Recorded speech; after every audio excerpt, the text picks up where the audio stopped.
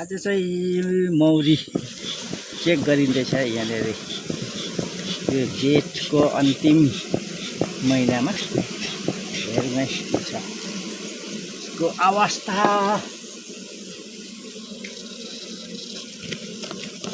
मह छ भने चाहिँ निकालिन्छ।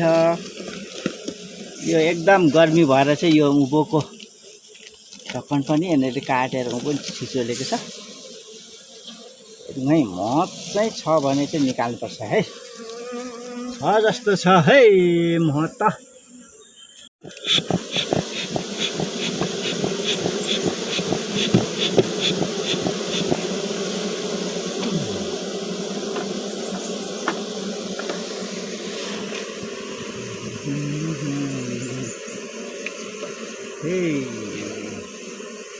मह त छ जस्तो छ है।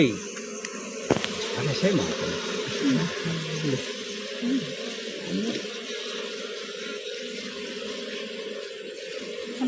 यो पहिला चाहिँ यसरी ढिला गर्नुपर्छ है साथीहरु। यसरी ढिला गर्नुपर्छ। यसले यो ढिला गर्नुपर्छ। रहेछ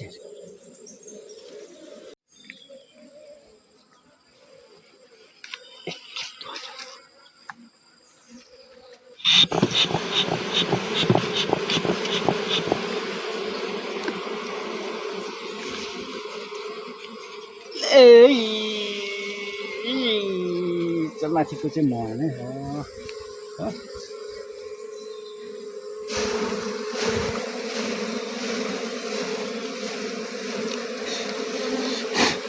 डल्लै मह छ त।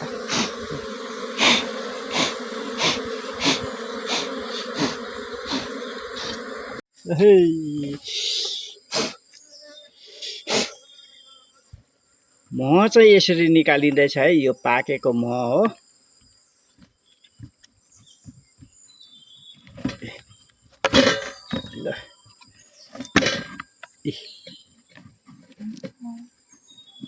ल जेठको मह है साथीहरु। यो चाहिँ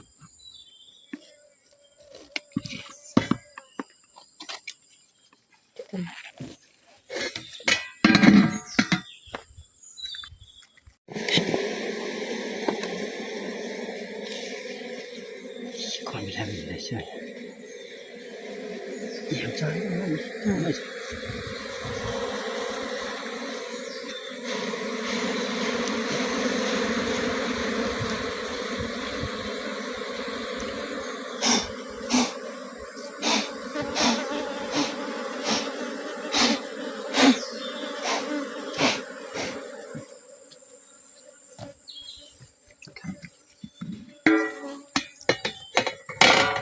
यतापट्टि त कुट पनि पठाइछ।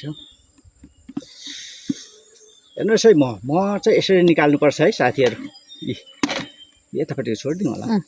कुट रहेछ टक्कै पनि।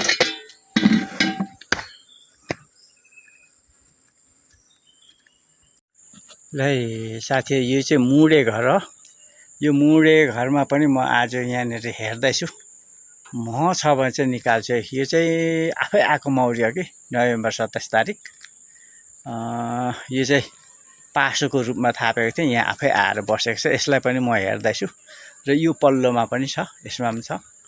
त्यो भर्खर आएको कि त्यो चाहिँ छैन होला मह त्यसमा चाहिँ। यसमा चाहिँ छ कि भनेर म हेर्दैछु साथीहरु।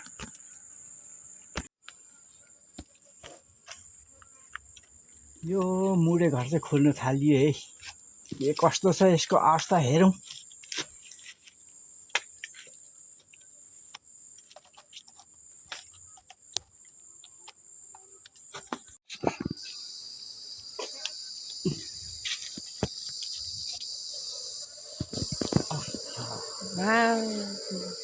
यहाँसम्म आइपुगेको छ। म झन्डै हुर्केछ नि।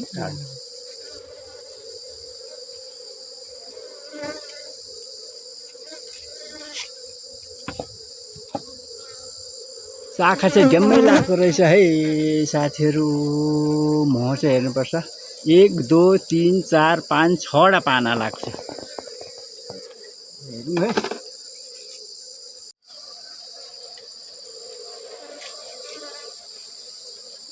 मह छ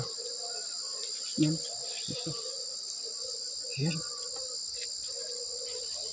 यसमा छ यस्तो छ कति महिना छ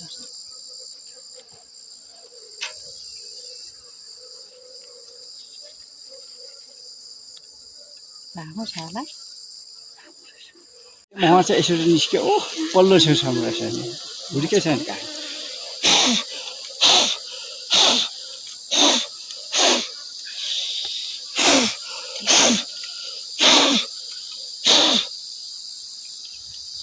यस्तो मात्रै च्याप्टिन्छ ल साथीहरू जेठको मह चाहिँ यस्तो छ है यसको एक ट्रे आयो अब यसलाई निचोर्नु पर्नेछ र यहाँ नअटेको चाहिँ यहाँ पनि छ है र यहाँ छ है तेह्रपट्टि छ यो चाहिँ जेठको मह है ल साथीहरू मह चाहिँ यसरी खानुपर्छ है